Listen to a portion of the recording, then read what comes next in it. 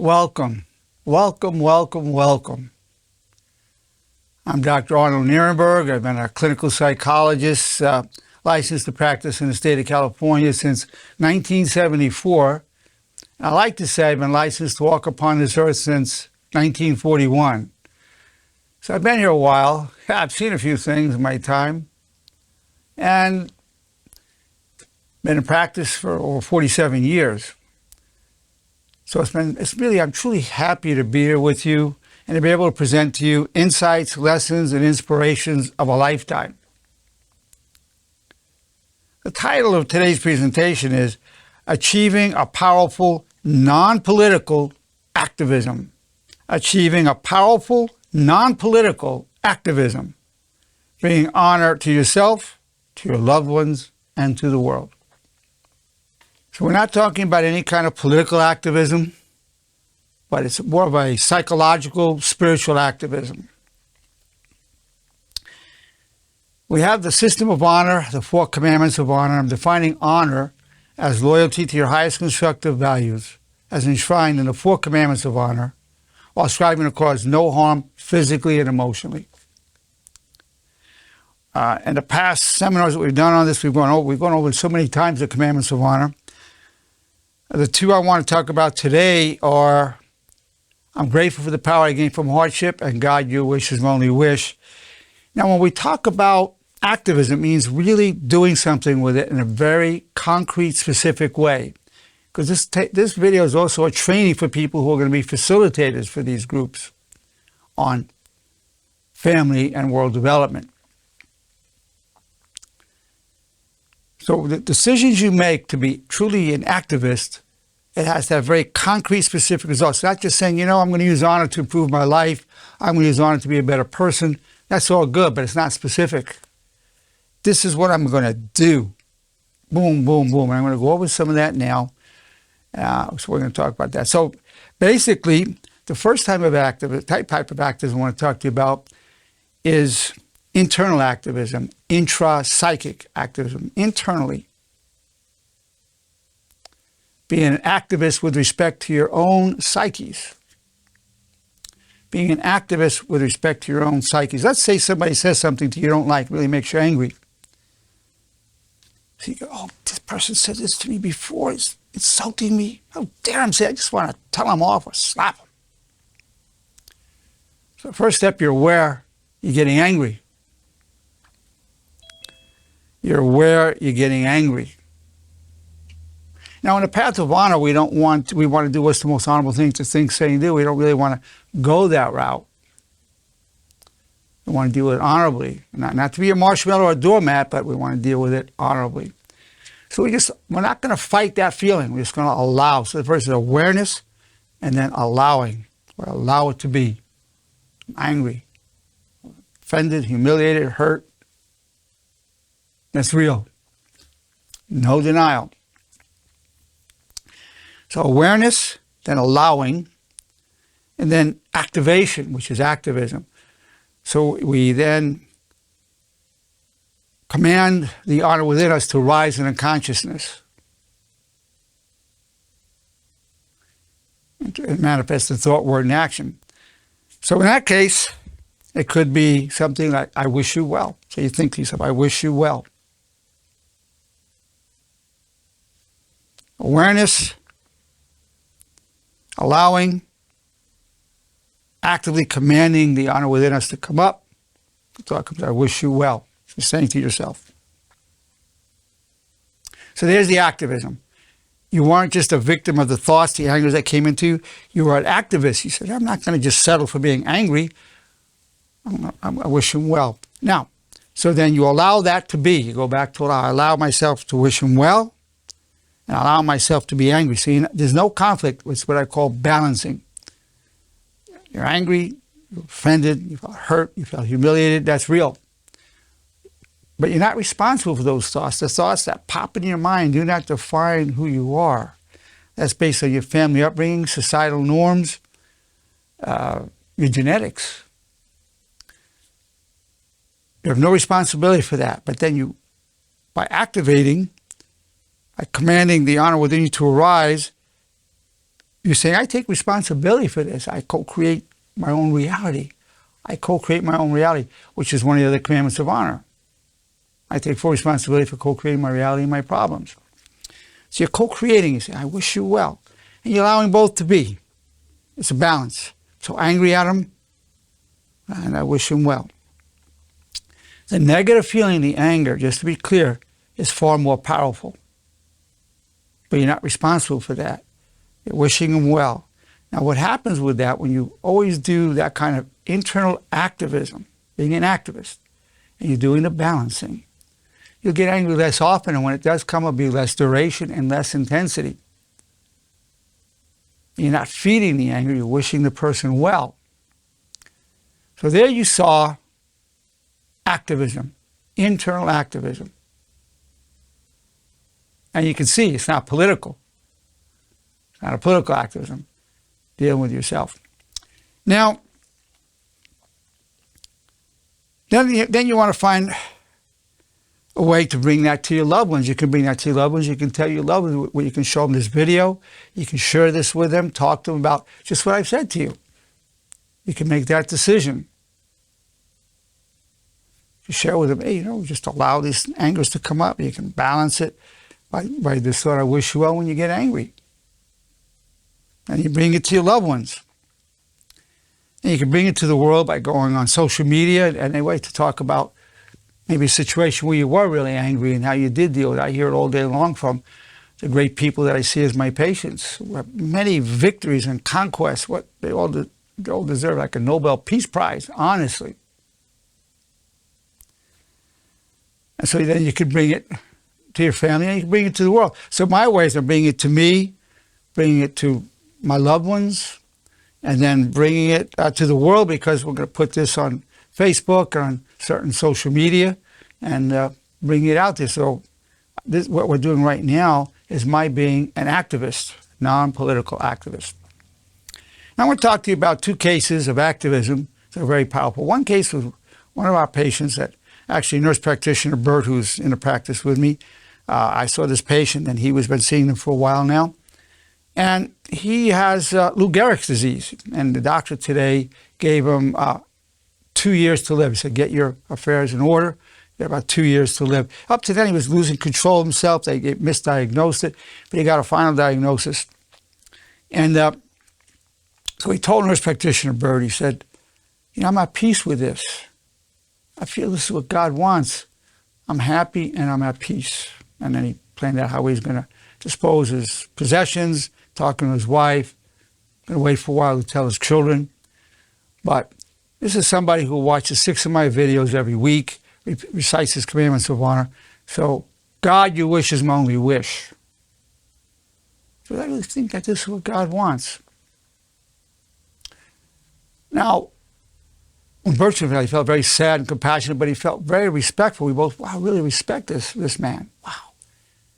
He's happy with it. He's made peace with going on. That's what it did for him. Now I'm sharing it with you, so this is part of his legacy of honor, hearing his story. Now I was going through some stress, by the way, at the time I heard that. And when I heard that, it took me out of myself. I thought, wow. In fact, I said, I'm going to send him some natural remedies that might help. But I called him, he didn't answer, I left him a message, and I texted him some natural remedies that I Googled. My own style is like to take that kind of thing, just that's what allopathic medicine has to offer. I'm going to look in the natural and go down fighting, but he's accepted it, and it was because of his way of honor. I feel this is what God wants. So when you go, God, your wish is my only wish, you go, God, if you want to take me, you want me to die, well, then I want to die. If you want me to continue to serve you here, then I want to stay and serve you here. Yeah, of course, in my case, I would say, if you have no preference, Lord, I prefer to stay and serve you as long as I can on earth. So that was one story where it uplifted nurse practitioner Bert and myself, and maybe it would uplift some of you. And I came out of myself when there was some internal things going on. It came out and actually uplifted me. So look at the effect he had by walking the path of honor. So his activism, his doing that, and repeating his commandments of honor. So because the repetition of repeating the commandments of honor, 4 commandments of honor, 3 times a day, the repetition is preparation for application. Now, there's another case very interesting. Somebody you know, he had a heart attack some years ago, and he wasn't sure if it was asthma, allergies, acid reflux. Didn't know what was going on, but he was feeling himself burning in his chest. He found he was getting out of breath when he'd be working out or walking very much, getting a little short-winded. And so finally went to his cardiologist. He did an EKG, no sign of a heart attack. Then he did a PET scan. They found, well, there's some areas of concern. A couple of areas aren't getting enough blood in there. And need an angiogram at least to go in and see what can be done with it.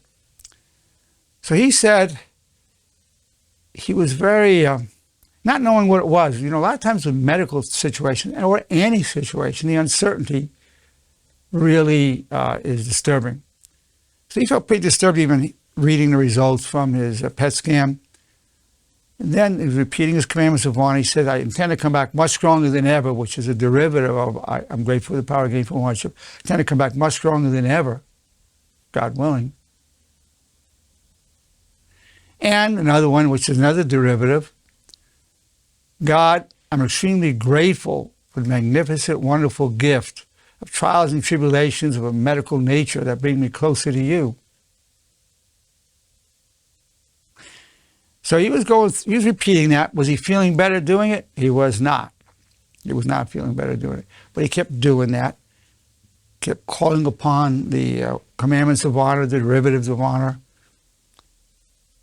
and then saying, God, your wish is my only wish. If you want me to die from this, die of a heart attack, I want to go. Absolutely. If you want me to stay, I want to stay. If you have no preference, Lord, I prefer to stay as long as I can. He was repeating that, but it wasn't. He was still feeling lonely in the feeling. Some kind of, he did a lot to protect his health, and he was frustrated that didn't prevent this from happening. Then it came to him, well, maybe things would have gotten worse a lot sooner if he wasn't following that. So that gave some meaning to his constructive, positive lifestyle. Then about maybe 6 hours after he saw the PET scan results, talked to his cardiologist, he started feeling joyous. Wow, he said, I'm really happy with this. He says, I'm up for the fight. He says, I'm not an easy guy to kill. And I intend to come back much stronger than ever. I already feel more compassion. You're saying, I feel I can feel more compassion for what other people go through. So we're already seeing the benefits coming. But that took about 6 hours. It wasn't instantaneous, but he kept his commitment to the way of honor, repeating, grateful for the power I gained from hardship, and God, your wish is my only wish, and the derivatives of that. And into the state of, I would have to say, joy, actual joy, and a sense of, hey, I'm up for this. I'm not an easy guy to kill. I was amazed by the whole story, to be honest with you. So that's being an activist. So I'm telling it to you. I already shared what that would happen with a few people. That was uplifting, one person in particular, and he felt uplifted, very uplifted by it. He got lit up. And you can see what effect it's having on you, and probably have an uplifting effect on many people. So bringing it to, he said he's going to bring it to his loved ones, and then in his own way bring it to the world. Certainly by my doing this now, my attempt to bring it to the world, bring it to social media and so on. So this is activism. It has to be very, very concrete, not just a general thing, oh, I'm going to do it. And you got to say, I'm going to do it now. Well, this has been done. I mean, already today, boom, boom, boom. It's got to be a boom, boom, boom. This is not I think I'm going to just improve my life and whatever. And it'll happen, in its own time. That's all good. But we're talking about activism, so we're talking about a boom, boom, boom. So you got to, if you don't have a boom, boom, boom, you're not an activist. You might become an activist later, but you got to put, this is what I'm going to do it. This is what I'm going to do, or I'm going to do it right now. And then you're bringing the honor to yourself by being an internal activist, bringing it to your loved ones by So by your own example and by talking to them and bringing it to the world in whatever way you can. So for those of you who are going to be facilitators, I'm using this as an example, and we'll talk to some of our great people. We have wonderful people who are on our Zoom call who always have very interesting input, and we'll hear some of that now. Jay, what thoughts or feelings are you getting from, what ways can you apply this in your life, and what reactions? Well, first, what reactions do you have to what I shared with you? Well, I mean, everything you're stating is true, of course, but everything that we do, that we believe in, that we try to project and tell to others, is a form of activism. Whatever we want to share becomes absolutely activism. That's activism. Absolutely. Yeah. But in these groups we're going to do, people are going to come up with very specific things. I'm going to share this with this person, that person. I'm going to be sharing it with a very concrete example. During the seminars we're going to have, and each person, we're going to have many of our people can become facilitators. The idea is for people to come up with specific ways. So I'll ask you, do you have any specific ways of, you're going to get a copy of this video, you can always share it with whomever. Do you have any concrete ways that you would want to, you've shared it with a lot of people, Jay. I know you very well. You are an activist, but is there any specific plans you have from here? Well, I spent last weekend I was telling you about my father in the retirement center, and I sat down with some of the older people and chatted with them, and told them about the honored elder, and even gave out some of the wristbands, and how they felt about that. And they said that they enjoyed the terminology because it really doesn't make them feel like old codgers. That's it. Nobody wants to be a senior citizen, an old codger. Honored elder has dignity and respect. Well, and that's what it was. That they said it's a very nice term, rather than senior citizen, which they are, of course, but honored elder just makes them feel more part of society, is what they were explaining to me. Well, it's wonderful you did that. That's being an activist. The term honored elder is part of the disciples of honor, devotees of honor, the way of honor. We have programs for the elderly, we call honored elders, for the homeless that we call unbounded, for schools, for marriages, for family, for police, for race relations. So Jay's been involved in the bringing this to the honored elders. That's beautiful. I made probably, well, it was my father's 92nd birthday, so there's probably at least 50 people there, 50 of the older people there. And I made copies of the laws of honor, and the 4 commandments of honor. I made copies of the sheets and just, passed them out to people. So wow. Well, that's activism. And they can share it with their families. They took them home, so I'm assuming that they took them home to read them. Even if 10%, if you figure 30 people or so had it, maybe even if 5 really follow up on it, that's bringing it out. And some of those will tell it to their children or their spouse or to friends, so they'll be spreading it. Yeah, that's beautiful. I'm curious. I'll see them next week. I'll see a bunch of them next weekend when I go out there again. So I'll keep you informed on how it goes. Well, Jay, thank you. I saw that photo of you wearing your Elder Honor wristband. Any comments on that or not? I wore it to the store and stuff, and I saw people looking. I didn't see anyone. Okay. No one commented, but I saw them looking at me and checking it out. So yeah. Probably a T-shirt would be more likely to get a comment. Thank Jay. Like I said, you are an activist ever since I've known you. Very tremendous activist, and it just keeps going. That's good. It's an honor to be a member. Yeah, and it's a great privilege to know you and have you in the movement, let me tell you. Thank you, Doctor. So, Tracy, any comments on what you've heard or any decisions you've made in terms of moving forward with very concrete decisions about your life, and also any reactions to what's been said? Well, from my reactions with what's been said, I really like what you said about internal activism. When you said having the awareness of it and allowing that to, filter through us, because we have to kind of understand what honor means to us internally for us to really be able to be an activist. And I also like what you said when you said the thoughts we have do not define who we are. And that's, to me, that's a big one, because, you know, we're human. Thoughts pass through our brains. I mean, we could shake them off. We try and tell ourselves, you know, the best true story we can about our worst problems. And, you know, the thoughts we have do not define who we are. The thoughts we choose are more define us. The thought we choose. You know, excellent, Tracy, always excellent, excellent, excellent. So what Tracy was saying, what's the best true story I can tell myself about this problem? That's one of the laws of honor. We have 25 laws of honor. That's one of the laws. What's the best true story I can tell myself about this problem? It's also really a derivative of, I'm grateful for the power I gain from hardship. So it's a derivative of one of the commandments of honor as well. So, yeah, allowing, and the whole idea of internal activism, that realization only came to me in the last couple of days. I'm talking about activism. Well, this is activism. So this is a growing organic system that keeps evolving and moving, internal activism. So it's not a fixed, static system, the way of honor. It's really expanding and growing and living and breathing.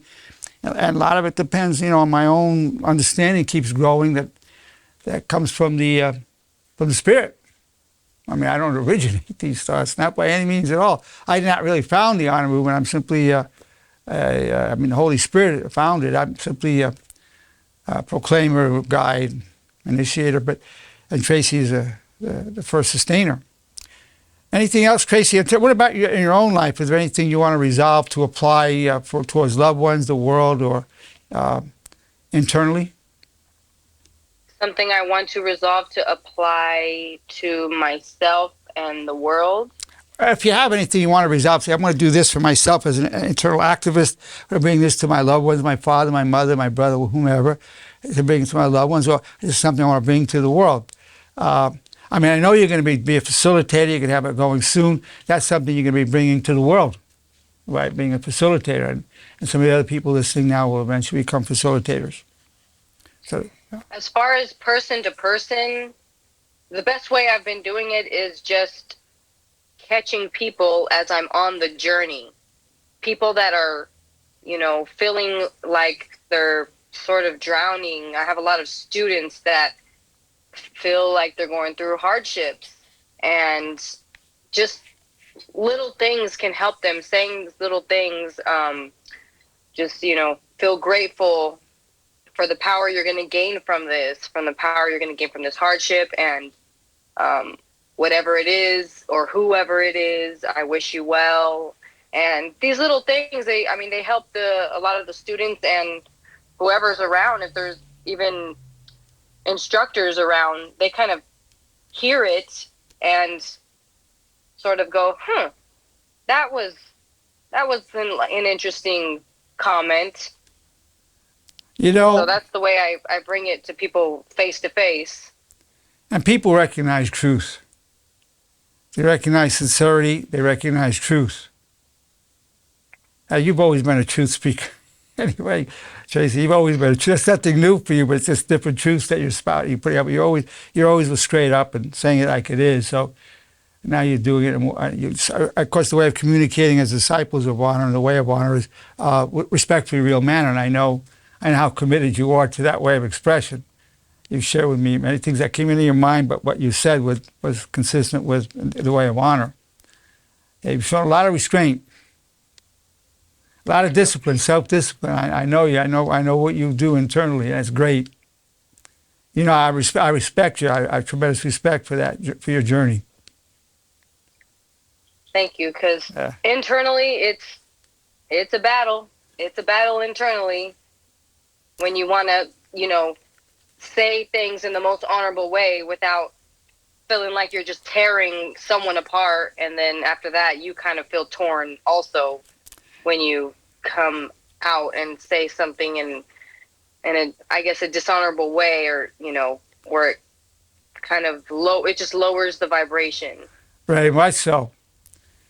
One thing I've said, I want to say it again, is that both that internal stress, that misery, as well as happiness, they're fleeting. But honor is forever. I can't tell you, I'm going to say, I can show you a way you'll always be happy. I'd be lying to you. I can't show you that. But I can show you a way we can deal honorably with whatever comes up. And honor is the foundation of true happiness and true peace. It's a necessary condition, not sufficient. You can be honorable and miserable for a while, but you'll be more resilient, you come up more quickly. You'll end up, and then you'll draw to yourself more compassion and wisdom. Because without suffering, you cannot achieve wisdom. It's impossible. You must suffer to be able to garnish that beautiful gem of wisdom. And that comes through suffering. Now, if you're not going the path of honor, that suffering can make you bitter. But when you're committed to the way of honor, you don't become bitter. You achieve more wisdom and more compassion. It's a constructive path. That's excellent, Tracy. Just so excellent. Kimberly, I saw your name there before. Is there anything you want to comment, what you've heard or commitment you're making to your own path of honor? I actually absolutely loved what Tracy said when she said that it's kind of good to be able to share this with people that really need it. And that can definitely make a difference, like especially people that are struggling in life or they're just feeling down, and just give them these words of wisdom and just kind of look at their eyes and kind of be like, hey, you know what I mean? Like, this is what I'm offering to you.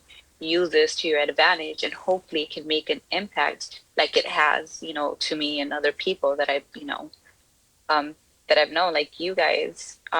So I don't know. I just, when she said that, I was like, wow, that's actually very beautiful to be able to just share that with other people. That's the way to go. And I feel like I would want to do the same to like other people that that need it. Well, you being a nurse, you can have a lot of opportunities to do that in your profession. And one of the main things you'll be able to share, that some research that I've done, and nurse practitioner Bert and I are going to publish the study, is telling your patients the goal is for you to come back much stronger than ever, and I'm totally committed to helping you come back much stronger than ever. That gives them hope and optimism. So words are medicine, and you can bring that part into your practice as a nurse. Yes, absolutely. I completely 100% agree.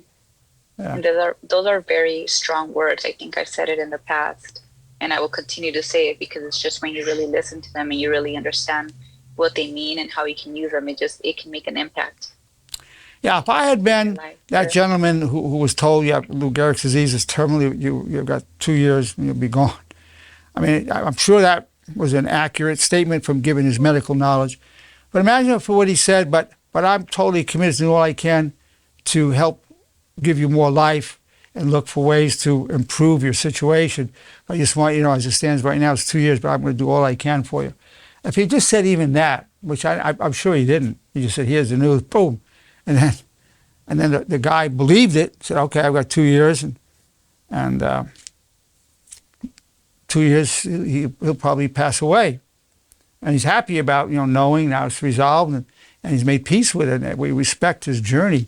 But there might have been a sense of hope, which could have been helpful to him, but nonetheless, he made a decision and he's happy with it and feels good. This is what God wants, and that's a good thing. Very good, Kimberly. I'm glad that you reacted to what Tracy said, and you always have such great things to offer as well. You've talked to people about the way of honor?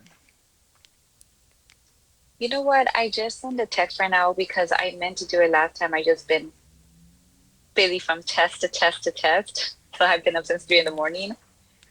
But I promise you, as soon as they get back to me, I will let you know what they said. Yes. So I know that you're. And I'm sure even at school, we all get stressed out here. We're just always studying for like 15 hours a day. So I'm sure that sometimes people need to hear this. So it would be nice to kind of share with them and just to see, to hear their feedback and, what do they think about. I mean, as a student, I finished my Ph.D. when I was 28, and felt like I retired. It was really an ordeal. And strange thing is, I'm going on 82 years of age, but I tell people yesterday I was 28. I never got older. I stayed at 20. Once I stopped being an official student, I never got older in my mind. It's a tough period. It's a tough period. Yeah, that's tough. Very productive. Yes, it is. Very productive. Yes. Okay. Now I'm just going to put this open for others. I don't see. I'm not seeing all the names that of everybody who's here. Yeah, Dr. Nerenberg. Yes. And who is this? This is John Ludlow. Oh, John. Welcome, John. How you doing? Tell me about yourself. What are you bringing to us today, John? Well, I mean, there's a lot of great things. You know, one thing I want to comment on, and you know, something I've learned is, you know, when a situation arises, and being able to accept the way it is, that we, you know, by getting angry or responding in a way that our feelings want us to respond, it doesn't change the situation. You know, I've learned a lot that, you know, when things don't happen, you know, you just have faith that, okay, God's having it happen for a reason, and it's okay. And by me getting angry or upset, it doesn't change anything. It just hurts myself. So by having that understanding, it just helps me work through things. And then the way I respond to it, if I respond to something in a, you know, in an honorable manner, you know, with an admirable act, then that makes me feel good about myself. And it's like, wow, that was a lot better way to react to that situation than the way I used to do it, you know. And it becomes easier and easier. It's kind of like working out. When you start seeing the results of something that you do that's positive, it starts to become easier and becomes automatic, more habit forming. Yeah, so new neural pathways are being formed, a whole different chain of internal events. And as you say, it's a lot healthier. Anger is correlated with more cardiovascular events, heart attacks, strokes. Chronic anger is very dangerous for the health. So you're adding many years of to your lifespan, and healthy years to your lifespan. Good decision to make. Excellent. Thanks, John. Anything else you want to add or say? No, just thank you very much for inviting me. This is my first Zoom meeting. Very glad to have you here, John. Very glad. Thanks for your input. We'll wind it up at this point. I want to thank you for being here, and how happy I am to have this opportunity to be in your presence. It's this opportunity to share with you these insights and inspirations with the hope that you'll be able to uplift yourselves, uplift your loved ones and society as an activist, achieving a powerful, non-political activism, bringing honor to yourself, to your loved ones, and to the world.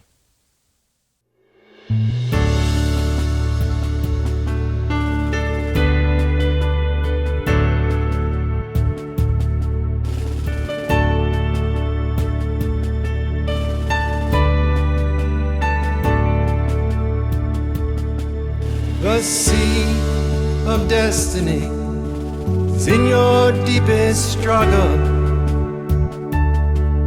God's will and mine be one, and I wish you well. You are co-creator, respectfully real. There's a way in the valley that turns weakness to steel.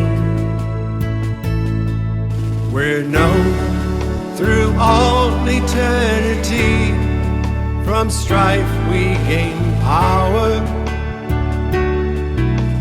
clothed in grace and love, disciples of honor.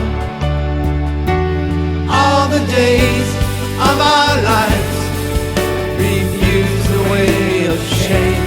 We wish nobody harm, have no one to blame. Your high calling will be done, and pure eyes now glow. In darkness crave the good, like waters from the desert flow.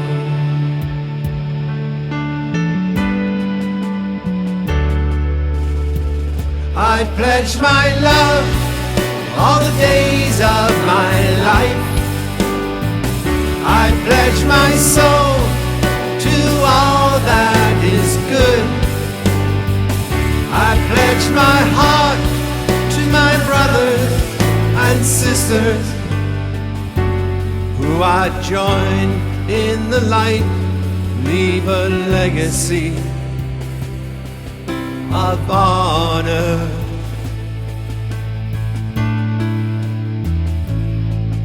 We're known through all eternity. From strife we gain power, clothed in grace and love, disciples of honor. All the days of our lives refuse the way of shame. We wish nobody harm, have no one to blame. Your high calling will be done, and pure eyes now glow. In darkness crave the good, like waters from the desert flow.